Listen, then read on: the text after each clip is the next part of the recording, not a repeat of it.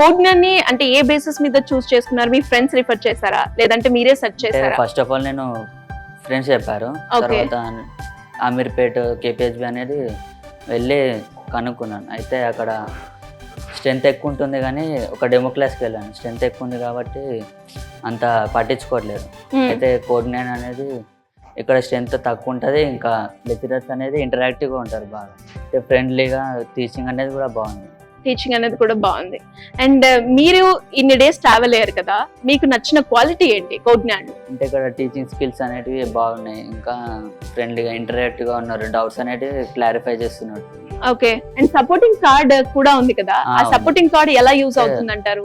1 year వరకు drives అనేది provide చేస్తా అన్నారు. అంటే వచ్చిన డ్రైవ్స్ మనం అప్లై చేసుకుంటూ చేసుకోవాలి స్కిల్స్ బేస్. ఓకే. ఇప్పటి వరకు మీకు ఎన్ని డ్రైవ్స్ రావడం జరిగింది? మీరు ఎన్ని అటెండ్ అయ్యారు? 10 to 20 డ్రైవ్స్ అనేది వచ్చాయి. అందులో సాఫ్ట్వేర్ అనేటివి 10+ అనేటివి వచ్చాయి. ఓకే. సో మీరు ఎందులో ట్రై చేశారా? అప్లై చేస్తూ టెస్ట్ రాదు. ఓకే. అండ్ ఫైనల్ గా మీరు అంటే మీ గోల్ ఏంటి? ఒక మంచి ఐటీ ఫీల్డ్, ఐటీ కంపెనీలో జాబ్ రావాలి.